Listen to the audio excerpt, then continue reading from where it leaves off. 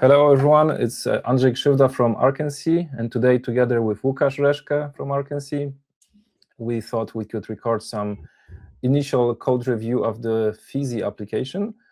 Fizzy is an application kind of like a Kanban. It was released by 37 Signals, the company, and recently Jorge from 37 Signals recorded interesting videos to show how it works under the hood.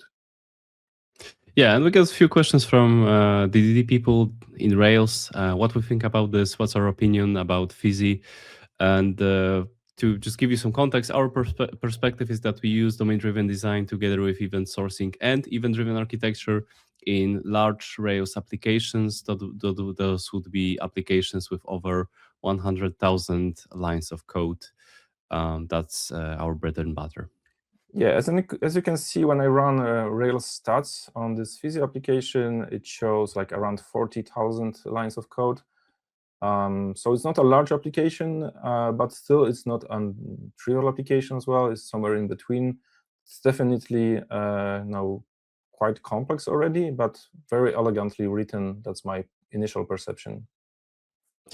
And actually, our job would be much easier if we inherited applications written in similar way, because this is CRUD, of course. However, it feels like a very elegant CRUD with the behaviors embedded in the models.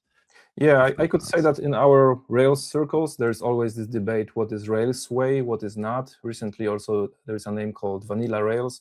And I think Fizzy might become a good benchmark that this is the Rails way example. It's nice to have such an example. So it's really amazing that 37 Signals open sourced it, and they proudly show it. At least we can refer to this and comment on this and, yeah, compare to our approach. And yeah, so we show you the lines of code, and also what's interesting here, and usually what is part of my initial code review is to go to DB schema and search for create table, actually grep, and you can see there's 67 occurrences of create table, which at least gives you some idea how big is this application. Yeah, for comparison, the one that I'm working with right now has around 100 of tables. However, they are much bigger when it comes to number of the columns that are here, after initial scan at least. Yeah, so also I run a locally Rails test. What's interesting here is that the parallel mode is turned on by default, which is not always the case for the applications that we inherit. And the tests run definitely below 1 minute on my machine, so it's a good result. And it's also nice that they have so many tests. Yeah. Another thing I like about Fizzy personally is the naming of the concerns. So I really appreciate the naming. It gives you a good sense of what you can find inside and how actually the Kanban board works. There is actually no surprises when you look into this. An example, of course, would be the entropic, or yeah, entropic is a very good example of the name. And that's one of the things that I like. Another thing that surprised me a little bit, I didn't expect to see that in this repository, is actually this events table. So as you know, if you're watching this channel in Arkency, we are very much into event sourcing. So basically we treat the events as a first-class citizen in the applications that we design and that we architect. What this means, just short summary, event sourcing. In event sourcing, we wouldn't have a regular table that is relational. We would just have one table that stores events, and then those events represent a state of an entity. And I didn't really, as I said, I didn't really expect to see this kind of table in this repository.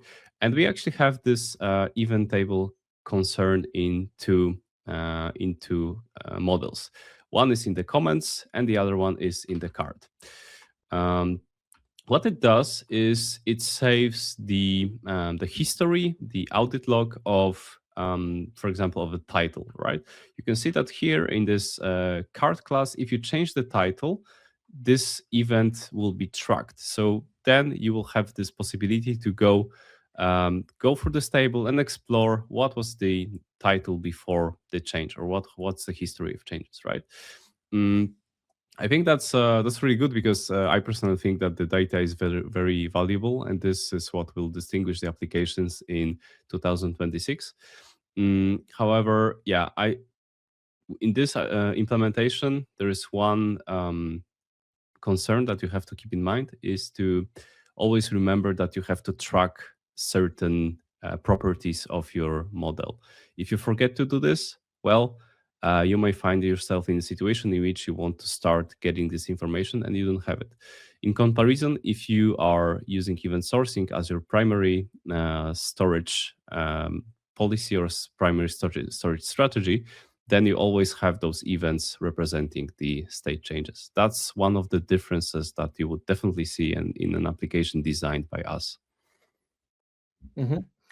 And what I can add here is that even before Fizzy was released, we were often asked how could domain-driven design be implemented in terms of the strategic design, so actually the strategic split into domains or into bounded contexts, how it would look like in a Railsway architecture.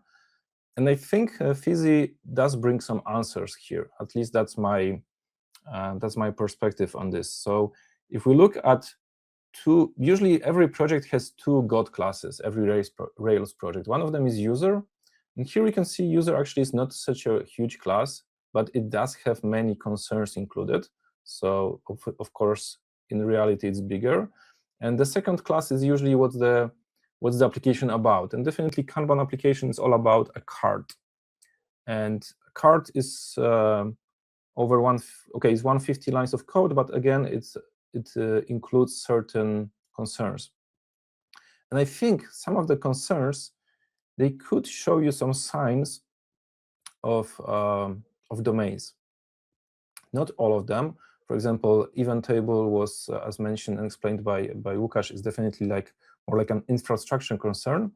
But for example, colored, which is a very tiny concern, it kind of represents the domain of colors, right? So it adds this. There is another one, which is, for example, searchable or taggable. So definitely search, it can be like a separate bounded context. And the tags are also like separate bounded context. So even relations are extracted to concerns.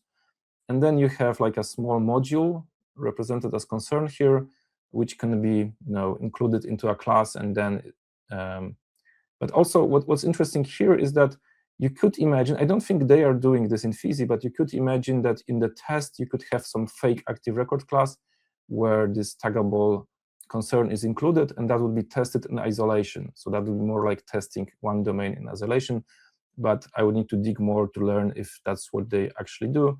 But definitely there's certain way of splitting into domains. So that's an interesting idea that I would like to explore more, and maybe we can record about this more another episode. The plan for us is to dig more into this code base. Again, thanks to 37 signals, we can learn from this, and we can see what people see as a typical Rails application. And we can explore topics like DDD and like more deeply, especially the split into domains. We can test performance, or we can see how concurrency works. We are also big fans of mutation testing here at Arkency, so we can try to measure the test coverage with mutant. So let us know what you would be interested in, and hit subscribe and wait for the next episodes of this series that we plan to record. And I think that's it from us. So thank you for watching, and see you in the next video. See you.